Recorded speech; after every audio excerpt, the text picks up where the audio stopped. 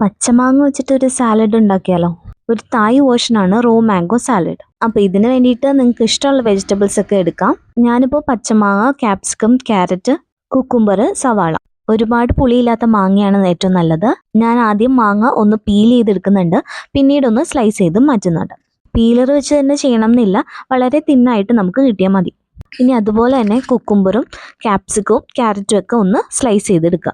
എനിക്കിത് ചെറുതായിട്ട് കടിക്കാൻ കിട്ടുന്നതാണ് ഇഷ്ടം, അതുകൊണ്ട് വളരെ കനം കുറച്ചാണ് അരിയുന്നത്.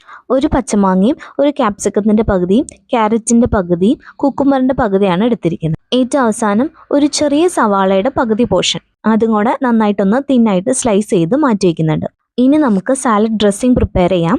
അതിന് വേണ്ടിയിട്ട് വളരെ ചെറുതായി അരിഞ്ഞിരിക്കുന്ന മല്ലിയില, ഒരു പച്ചമുളക്, ഒരു വെളുത്തുള്ളി, ഇതെല്ലാം നന്നായിട്ട് തിന്നായിട്ട് അരിഞ്ഞെടുക്കുക. അതിലേക്ക് കുറച്ച് ശർക്കര, ആവശ്യത്തിന് ഉപ്പ്, നല്ലെണ്ണ അല്ലെങ്കിൽ ഒലിവ് ഓയിൽ ആയാലും കുഴപ്പമില്ല, ഒരു നാരങ്ങയുടെ പകുതി. ശർക്കരയ്ക്ക് പകരം പഞ്ചസാര ആയാലും മതി.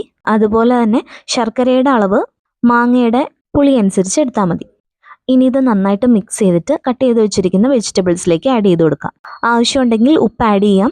എനിക്ക് ഇച്ചിരി എരിവ് കുറവ് തോന്നി, അതുകൊണ്ട് കുറച്ച് ചില്ലി ഫ്ലേക്സ് ആഡ് ചെയ്യുന്നുണ്ട്. അതിന് പകരം 2 പച്ചമുളക് എടുത്താലും മതി. എല്ലായിടത്തേക്കും സാലഡ് ഡ്രസ്സിങ് എത്തിക്കഴിഞ്ഞാൽ നമുക്ക് ഏറ്റവും ലാസ്റ്റ് വറുത്ത കപ്പലണ്ടിയും കൂടെ ചേർത്ത് കൊടുത്തു കഴിഞ്ഞാൽ നമ്മുടെ സാലഡ് റെഡി ആയിട്ടുണ്ട്. അപ്പോൾ പച്ചമാങ്ങ വീട്ടിലുള്ളപ്പോൾ ഇടയ്ക്കെങ്കിലും ട്രൈ ചെയ്ത് നോക്കൂ.